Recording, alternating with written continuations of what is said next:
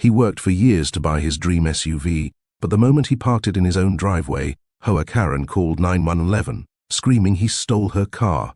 What happened next exposed secrets in the whole neighborhood, and by the end, the truth shocked everyone. David Miller had always believed that hard work eventually paid off. For years he worked overtime shifts, skipped vacations, and poured every ounce of energy into building a stable life for his wife Angela and their children, Jordan and Maya. His dream had always been simple, not fame or luxury, but the security of a nice home in a quiet neighborhood, and one day the chance to drive his dream car. That dream came true on a bright Saturday morning. Parked neatly in his garage was a brand new jet black SUV. To anyone else, it was just a vehicle, but to David, it was a trophy, a reminder of sacrifices made and battles won. His children squealed with excitement, running around the driveway as he polished the hood with a wide grin. But in neighborhoods like his, happiness often came with a shadow. Across the street lived a woman notorious for stirring trouble, Hoa Karen. She was the self-appointed eyes and ears of the HOA, known for nitpicking lawns, harassing families, and whispering behind closed doors. And when she saw David with his new SUV, jealousy flickered in her eyes. She muttered under her breath as she watched him from her porch. No way he bought that. Not him. David ignored the stares. He had dealt with people like her before. But what he didn't know was that Hoa Karen wasn't just going to gossip this time. She was planning to make a scene that would change everything. Later that afternoon, when David walked out to his garage and tapped his key fob, the SUV's lights blinked. It was an ordinary moment for him, but for Hoa Karen, it was the spark she had been waiting for. She picked up her phone, her voice shrill and panicked. 911, I need help. A man is stealing my car. David Miller was inside the garage, carefully placing a few tools on the shelf when he noticed flashing lights reflecting off the wall. He stepped out, confused, only to see 2 police cruisers pulling up in front of his driveway. His heart dropped as his children, Jordan and Maya, froze on the front lawn. Angela rushed outside, alarm in her eyes. "David, what's going on?" she asked, clutching Maya's hand. Before David could respond, the officers jumped out of their cars. One of them, Officer Daniels, barked, "Step away from the vehicle, sir." David raised his hands instinctively. "This is my car," he said firmly, his voice steady but controlled. "I just bought it last week." From across the street, Hoa Karen stood with her arms folded dramatically, smirking with satisfaction. "That's my SUV," she shouted. "He's trying to steal it right now. I have the receipt. I just bought it." Gasps rose from a few neighbors who had gathered at the commotion. Some whispered, others pulled out their phones to record. Angela stepped forward. "That's a lie. We have the paperwork, the keys, everything. This is our car." But Hoa Karen wasn't backing down. She clutched her phone as if it were proof, her voice trembling with fake outrage. "You people are always up to something. He doesn't belong here, and now he's taking what's mine." David's jaw tightened, but he refused to lash out. He looked directly at Officer Daniels. "Check the VIN, check the registration. My name is on everything." The officer hesitated, torn between the neighbor's accusation and David's calm insistence. The tension thickened as more neighbors peeked out from their porches. The quiet street had become a stage, and David stood in the center, fighting not just for his car, but for his dignity. Officer Daniels glanced at David Miller, his hand still hovering near his holster. "Sir, if what you're saying is true, then you won't mind showing me your paperwork." David nodded calmly. "Of course not. Give me 1 second." He walked into the garage and returned with a folder neatly stacked with receipts, financing documents, and the vehicle's registration. He handed it over carefully. Angela, standing close, whispered, "Stay calm, David. Don't let her get to you." She cast a sharp glare at Hoa Karen, who was now pacing at the end of the driveway, phone still in hand, as she shouted at the other officer. "Don't let him trick you," Hoa Karen shrieked. "I've lived here for 15 years. I know what I bought. That car was delivered just yesterday. He's lying. Look at him. Does he look like someone who could afford that car?" Gasps and murmurs rippled through the small crowd of neighbors. Jordan and Maya looked frightened, clinging to their mother's side. David closed his eyes for a second, steadying himself. He knew those words weren't just about a car. They carried the weight of something much uglier. Officer Daniels examined the documents carefully, cross-checking the VIN against the SUV. He nodded slowly. "This paperwork checks out. The vehicle is registered to Mr. David Miller, purchased last week from a dealership downtown." Angela exhaled in relief, pulling Jordan and Maya closer. But before peace could return, Hoa Karen let out a piercing scream. "No, this is wrong. He must have faked those papers. You don't understand. This man is dangerous." The neighbors shifted uncomfortably, some rolling their eyes at her theatrics. But David kept his eyes on Officer Daniels. "You've seen the truth. Are we done here?" Daniels hesitated, realizing the situation was spiraling far beyond a simple misunderstanding. The tension in the air was so heavy it felt like the whole neighborhood was holding its breath. Officer Daniels handed the paperwork back to David Miller. "Everything looks legitimate," he said, his tone measured. But before David could even relax, Hoa Karen stormed closer, pointing her finger right at him. "You can't just take his word for it. He probably forged those documents. Look at him. He doesn't belong in this neighborhood with a car like that." Angela's face burned with anger.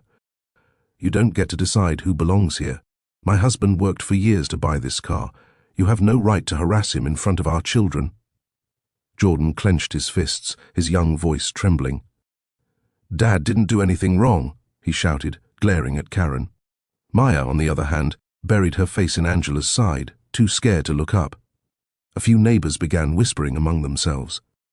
Some nodded toward David, clearly sympathizing, while others avoided eye contact, afraid of becoming involved. David took a deep breath and looked at the officers. "This isn't about the car anymore. This is harassment. She's making wild accusations with no proof. What happens now?" Officer Daniels shifted uncomfortably. The second officer, who had been quietly observing, finally spoke up. "Sir, technically she made a false report. That's a crime. But we're trying to keep things calm here." Karen's face twisted with outrage. "How dare you? I'm the victim. You're all going to regret siding with him." She pointed to her phone. "I'm calling the HOA president right now. He'll know what to do about this." David folded his arms, his patience unwavering. "Good," he said firmly. "Call whoever you want. The truth doesn't change." But deep down, he knew this was only the beginning. Within 20 minutes, a sleek black sedan pulled up at the end of the street. Out stepped Richard Hall, the HOA president, a tall, silver-haired man in a pressed suit who always carried himself like he was running for office. He walked briskly toward the commotion, his expression tight with irritation. "What's going on here?" Richard demanded, glancing between the police cars, the neighbors gathered, and Hoa Karen, who wasted no time rushing to his side. "Richard, thank goodness you're here," Karen said dramatically, clutching his arm. "This man stole the SUV I just bought. The police aren't doing anything. They're siding with him." Richard turned to David Miller, his eyes narrowing. "Mr. Miller, is this true?" David's jaw tightened. "Not even close. This is my vehicle. I showed the officers my registration, my receipt, everything. It's in my name." Angela stepped forward, holding up the folder. "Here are the documents if you want to see them." Richard hesitated, clearly uncomfortable with Karen's theatrics, but unwilling to dismiss her completely. "Karen has lived here for years. She's never made a claim like this before. Surely there must be some kind of misunderstanding." David locked eyes with him. "The only misunderstanding is that she thinks she can accuse me of theft because she doesn't believe I belong here. That's not a misunderstanding. That's harassment." Murmurs rose among the neighbors. Some nodded in agreement, others shifted uneasily, unsure of where to stand. Hoa Karen tightened her grip on Richard's arm. "Don't let him fool you. People like him always find ways around the system. He doesn't deserve that car. I know what I saw." Richard raised a hand for silence, but his face betrayed unease. The situation was spiraling into something bigger than he could control, and deep down, he knew the truth might not be on Karen's side. The quiet street now felt like a battlefield. Neighbors who usually waved politely from their porches were now caught in a tense standoff, deciding where their loyalties lay.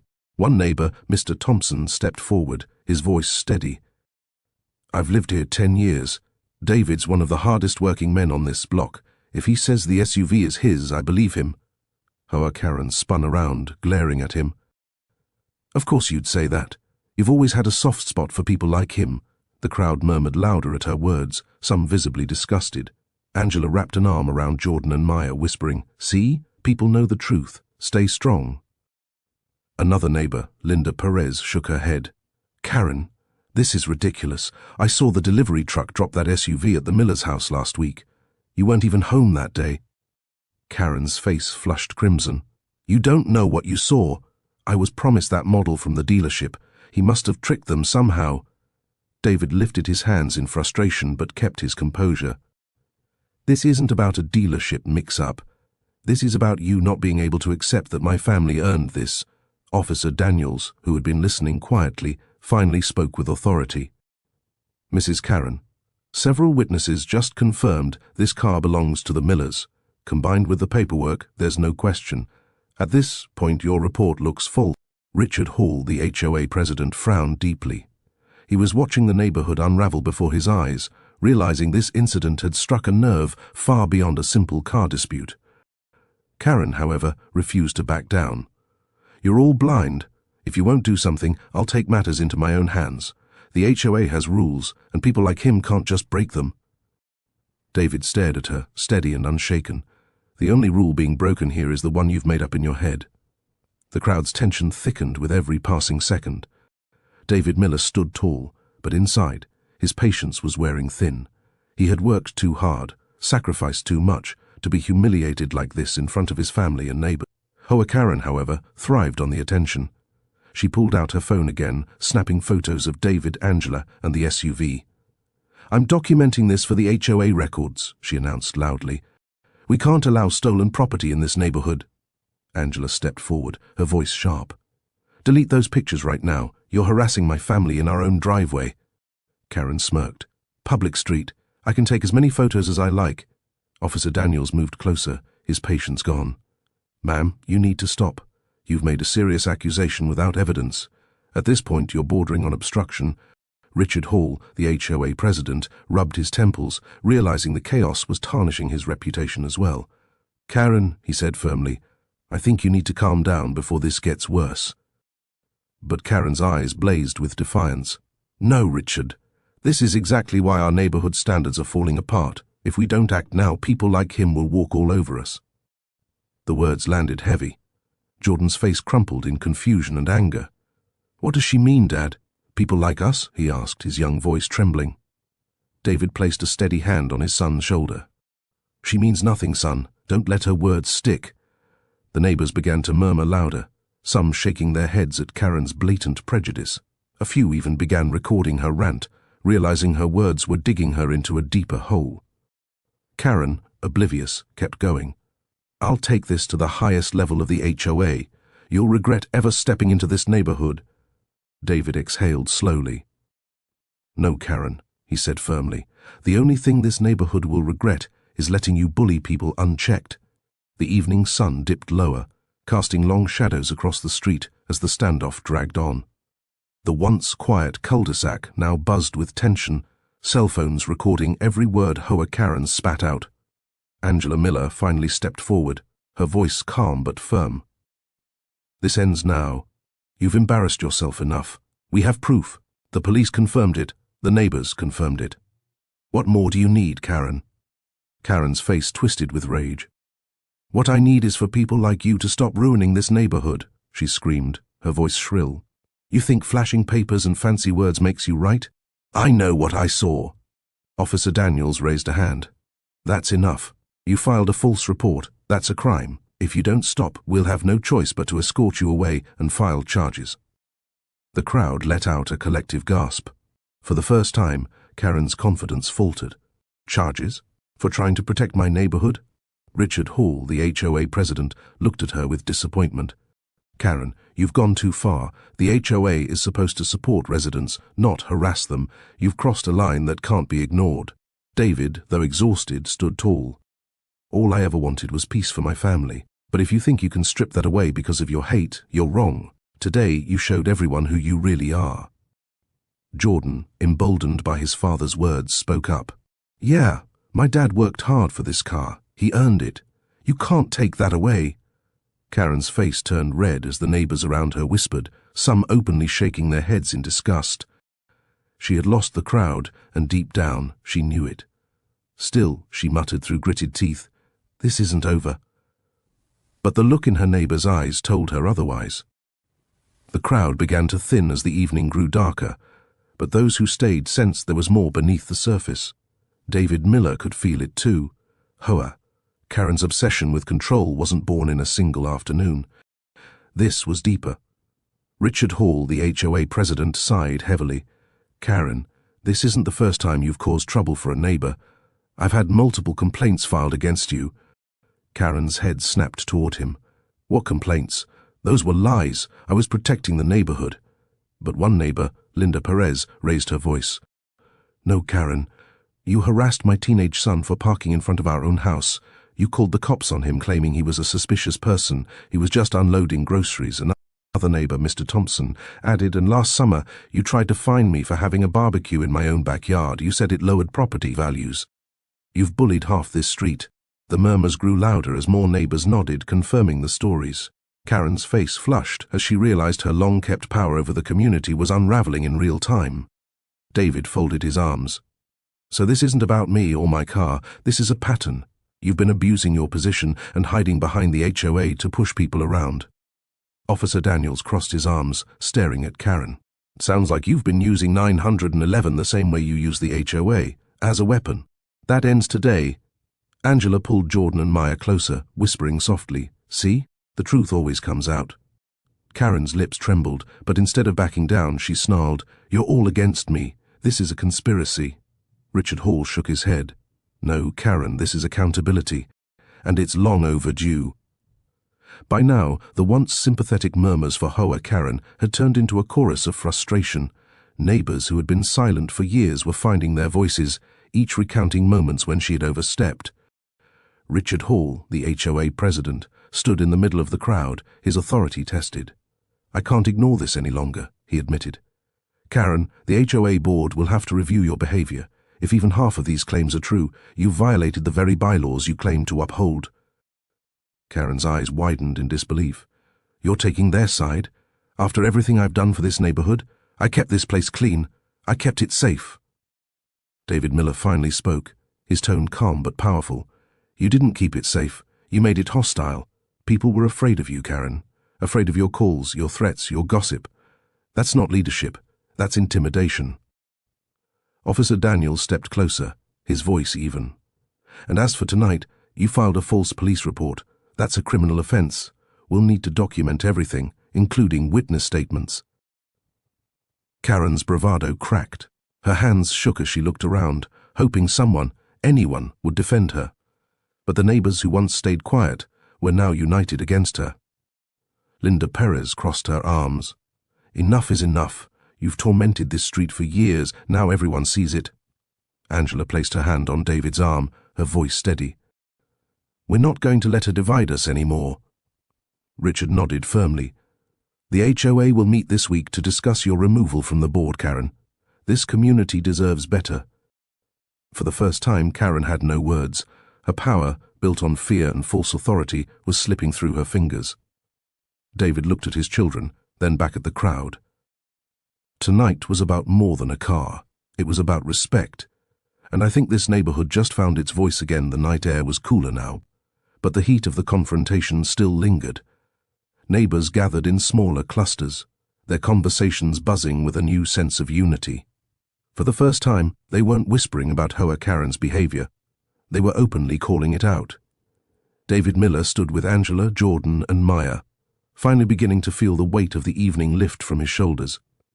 He glanced at the SUV parked in the driveway, its polished surface reflecting the flashing lights of the patrol cars.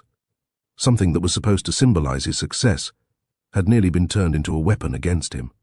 But now, it was a symbol of resilience. Officer Daniels wrapped up his notes. Mr. Miller, we'll be filing a report on what happened tonight. Karen, you'll be contacted about the false accusation. I suggest you get legal counsel. Karen's face was pale, her usual confidence shattered.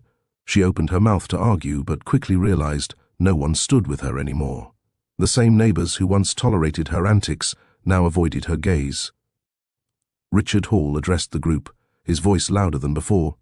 From this day forward, the HOA will be making changes. No more weaponizing rules, no more harassment. This community belongs to all of us, not just one voice. Applause broke out among the neighbors. It wasn't thunderous, but it was genuine. For the first time in years, they felt heard. Jordan looked up at his father with pride. "Dad, you didn't even yell once. You just stood strong." David smiled and placed a hand on his son's shoulder. "Sometimes strength isn't about shouting, son. It's about standing firm when the truth is on your side."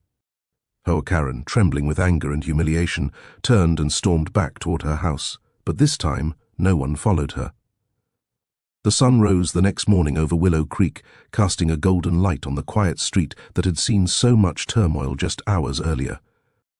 David Miller stood in his driveway, sipping his coffee while Jordan rode his bike along the sidewalk. The SUV gleamed in the sunlight, but now it was more than just a car. It was a reminder of the truth that prevailed. Across the street, Hoa Karen's blinds stayed tightly shut.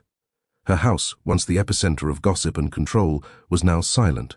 The neighbors, who used to nod politely at her, had stopped coming around. Whispers spread that she might face legal trouble for her false report, and the HOA was preparing a vote to strip her of her influence. Richard Hall arrived with a folder under his arm. "David, I wanted to thank you," he said sincerely. "Last night showed us what this community needs. You've got more strength than most of us realized." Angela joined them, her warm smile breaking the tension. "We stood up together, and that's what matters." Jordan pedaled back over, his face glowing with excitement. "Dad, everyone at school is going to hear about this. I'm proud of you." David placed a hand on his son's shoulder and looked around the neighborhood. For the first time, it felt like a true community, one where people looked out for each other instead of tearing one another down. As he glanced back at Karen's shuttered windows, David knew she would likely try again. People like her rarely changed overnight, but now, she no longer had the power of silence or fear on her side. With unity, truth, and resilience, Willow Creek was starting fresh, and David knew he and his family finally belonged. The tide had turned for good.